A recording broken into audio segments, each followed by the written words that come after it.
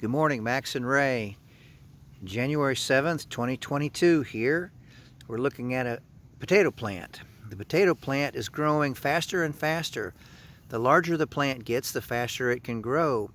And it does this because it has more leaf surface that collects light from the sun and converts that energy by chlorophyll to make food for itself.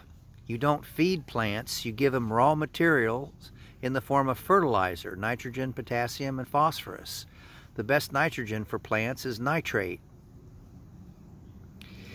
And the plant and the sun used by the plant generates its own food in the form of starches,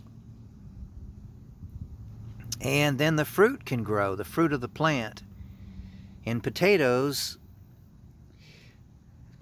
the fruit is actually the root, and they call that a tuber sometimes, or a root plant.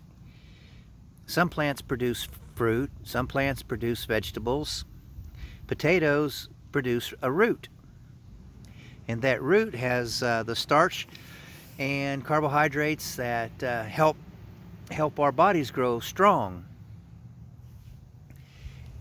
There in the back, those are onions and garlic. There's a tomato. I forget if that's a broccoli down there. I think that's going to be a broccoli, and I have to put a fence around it to keep the rabbits off of it.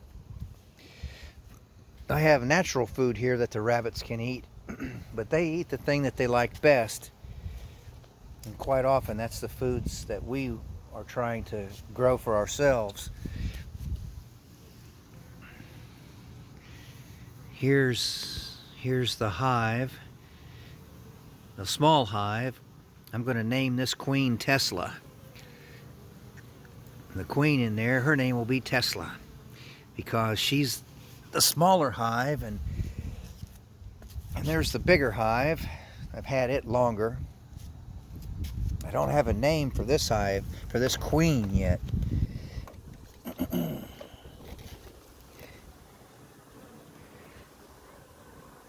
And they've been really busy. This hive has a lot of honey in it. We did an inspection a couple of days ago. I'm really encouraged that we're going to have a good honey haul out of here. We're probably going to get a whole box of honey out of this one. It's early in the morning still, and the shadows are long. This tomato plant is really starting to grow here. That beehive there is empty, but I'm hoping to get a swarm.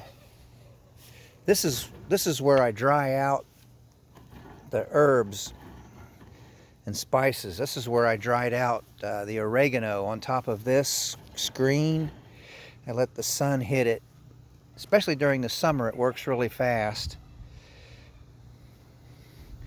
This time of year, there's a lot of mist and fog in the morning, so I'm not using it right now.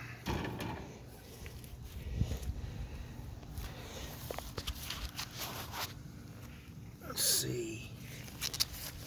Look at that. Broccoli. So that's ready to eat. Could cook that. I have to keep some of the food in cages so the rabbit doesn't get them. And there's lettuce down there, and spinach, and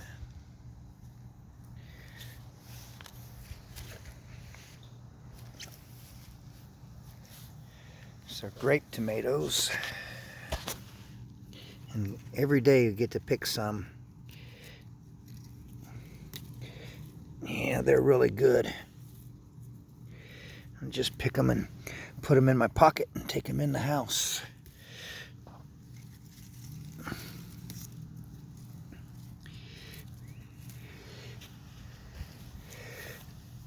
So every day we get fresh tomatoes. I like the large tomatoes for the sandwiches, and And then these small tomatoes are good for your salads. You can cut them up and put them in other food too, like eggs, scrambled eggs when we do scrambled eggs. There's a nice pepper plant, hoping that it'll get big. Another tomato. Lots of tomatoes. I like tomatoes. I think this is going to be broccoli again. I took the label off. And there's also a potato in there.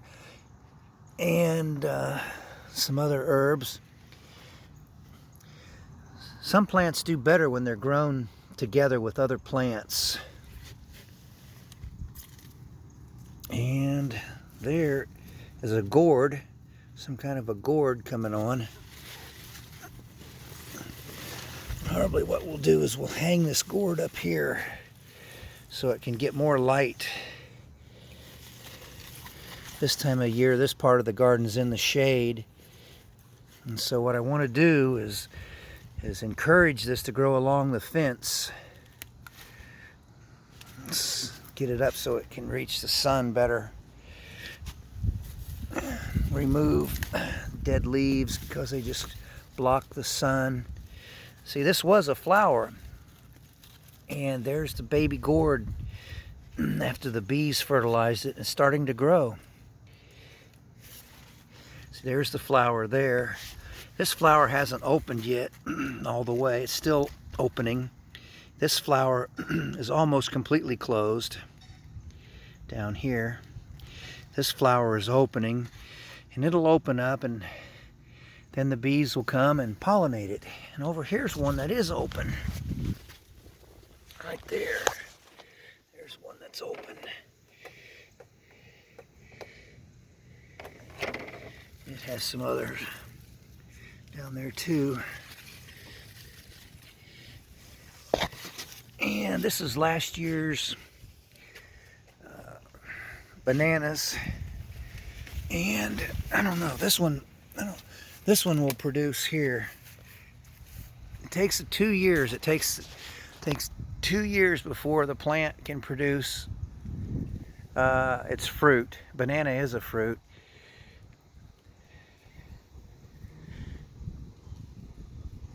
It has to get large enough.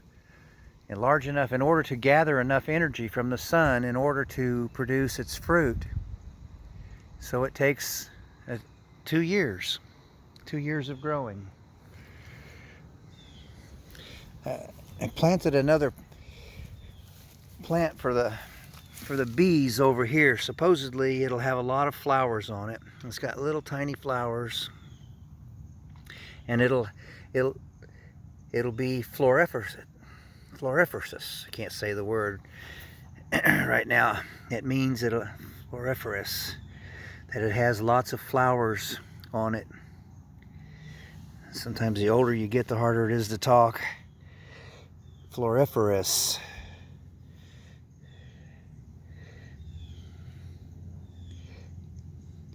The common name is a tea plant. It looks like a baby tree. It's one of the reasons I liked it. It looks like an elm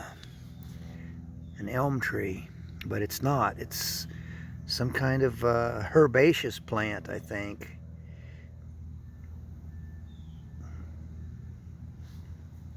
Well, we'll see. There's the duck feeder, and then there's the ducks. They're waiting to be fed. Might be a good time to go in and feed them. Here's my other gourd.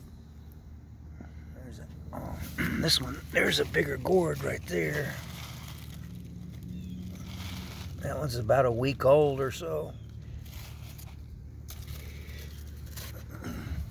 And this is the oregano here. We eat the leaves of it. You can take the leaves off, chop them up, put them in any of your food and cook. Or you can let it dry. Crumble them up, and then let's take a leaf and go feed the turtles.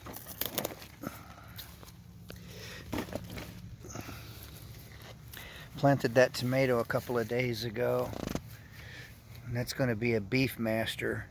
They call it a Beef Master because it's a real big tomato. And the expression is beefy. People say, oh, that's beefy if it's really big. So anyway, it's also a lot of people's favorite tomato to put on hamburgers. I know as a vegetarian you don't eat hamburgers, but now they have vegetable protein that they're making hamburgers out of. And so they have vegetarian hamburgers. Oh, one of the turtles is awake. Don't know which one that is.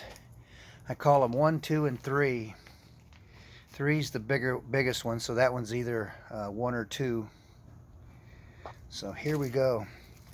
Oh, good. See that leaf? They've been eating it. So I'll put this leaf, the other 2 leaves in there. It's basically a broadleaf plant because the leaf is so broad.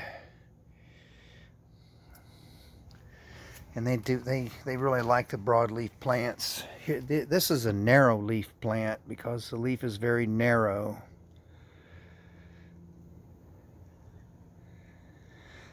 That leaf is sometimes described as lanceolate. It's kind of it looks a little bit like an obvate lanceolate leaf. A true lanceolate leaf would be a lot longer. A true obvate leaf would be a lot wider right here.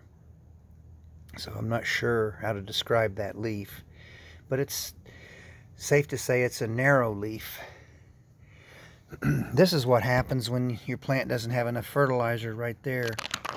Well, actually, this is recovering because these green lines are called midrib lines, and that's part of the vascular system of the plant. That's where the fluids are transported. It's called translocation. Translocation, when nutrients and sugars and starches are moved within a plant. It's called translocation. And this is a pepper plant. Your dad really likes this, but it's really hot peppers, baby. And so I put some fertilizer on this a couple of weeks ago, and then I put fertilizer on there even several weeks before that. I use a slow fertilizer, slow release fertilizer. Lesco is a real good brand. It uses urea, nitrogen, urea and nitrate. Urea is a really good form of nitrogen for plants. And it has sulfur in it, sulfur and iron, molybdenum.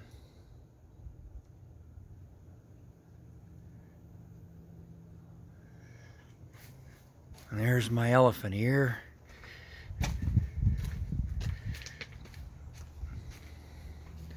Well, this was a short walk through Poppy's garden today. Keep on watching.